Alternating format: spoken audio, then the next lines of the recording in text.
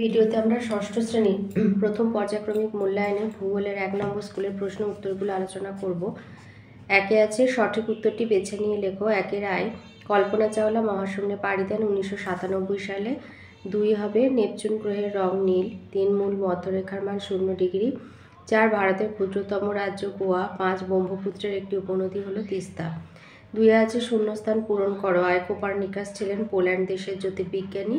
2 Miranda হচ্ছে Uranus গ্রহের উপগ্রহ। 3 নিরক্ষরেখার অপর নাম বিষুবরেখা। 4 ভারতের পূর্ব পশ্চিমে বিস্তার 2933 কিলোমিটার। 5 গডউইন অস্টিনের উচ্চতা 8611 মিটার। 3 আয়তে আছে 2-1 কথায় উত্তর দাও। সূর্য থেকে পৃথিবীতে আলো পৌঁছাতে কতক্ষণ সময় লাগে? 8 মিনিট। 2 বলেছে ইসরোর পুরো কথা কি? এটা তোমাদের বইয়ে 10 নম্বর পাতায় আছে। অর্থ হচ্ছে ইন্ডিয়ান স্পেস রিসার্চ অর্গানাইজেশন, ভারতীয় মহাকাশ গবেষণা কেন্দ্র। 3 দিয়েছে পৃথিবীর কোথায় আবর্তন বেগ প্রায় 0? মেরুতে। 4 ভারতের দীর্ঘতম হিমবাহের নাম সিয়াচেন। 5 একটি দূনের উদাহরণ দেরাদুন। 4 আয়তে আছে তারারা মিটমিট করে কেন? এটা আছে তোমাদের বইয়ের 3 নম্বর পাতায়। লিখবে আমাদের পৃথিবীর চারিদিকে বায়ুমণ্ডল আছে। পৃথিবী থেকে বহু দূরে থাকা তারার আলো যখন এই বায়ুস্তর পেরিয়ে আসে তখন কেঁপে যায়।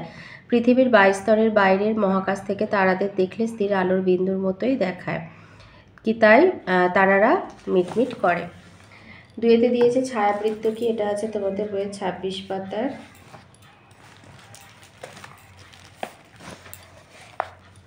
লিখবে যে আলো এবং অন্ধকারের মাঝে একটা স্পষ্ট সীমারেখা তৈরি হয়। আলোকিত এবং অন্ধকার অংশের মাঝে যে বৃত্তাকার সীমারেখা তাকে ছায়াবৃত্ত বলা হয়ে থাকে।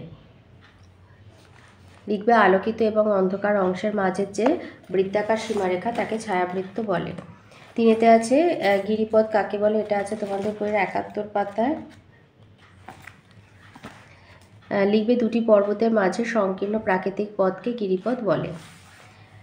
5 আয়তে আছে পৃথিবী গ্রহের কয়েকটি বৈশিষ্ট্য লেখো। এটা আছে তোমাদের বইয়ের 7 পাতায়।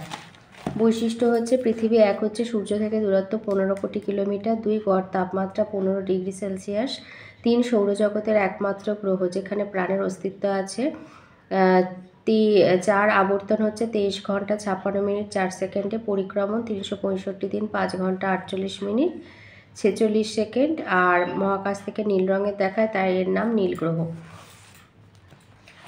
2 দিয়েছে নিরক্ষীয় তল এবং কক্ষতল বলতে কি বোঝায়? এটা আছে বইয়ের 21 পাতায়।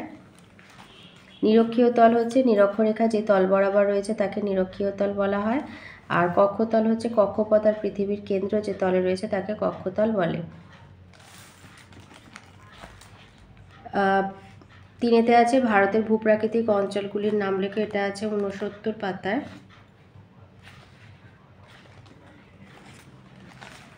ভারতের ভূপ্রকৃতির বৈচিত্র্য অনুসারে ভারতকে সাধারণত 5টি ভূপ্রাকৃতিক অঞ্চলে ভাগ করা হয়। 1 হচ্ছে উত্তরের পার্বত্য অঞ্চল। 2 উত্তরের নদীগঠিত সমভূমি অঞ্চল। 3 উপদ্বীপীয় মালভূমি অঞ্চল। 4 পশ্চিমের মরু অঞ্চল।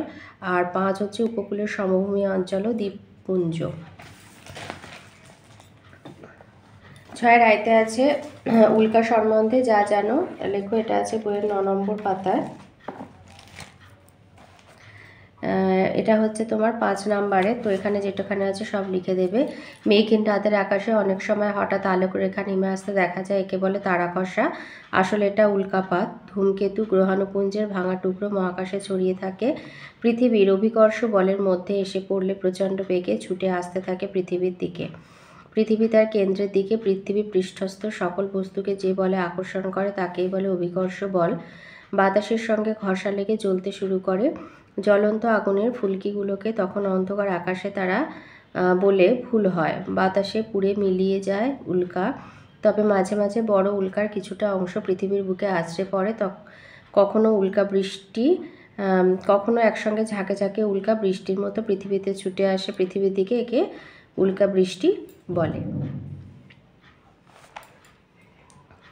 2 দিয়েছে চিত্র অঙ্কন করে পৃথিবীর প্রধান অক্ষরেখাগুলো দেখাও। আর দ্রাঘিমা রেখা কাকে বলে? প্রধান অক্ষরেখাগুলো চিত্র 20 পাতায় রয়েছে। এই ছবিটা আর দ্রাঘিমা রেখা কাকে বলে, এটা আছে 22 পাতায়। লিখবে যে পৃথিবীর উত্তর মেরু থেকে দক্ষিণ মেরু পর্যন্ত অঙ্কিত অর্ধবৃত্তাকার রেখাগুলোকে বলা হয় দ্রাঘিমা রেখা।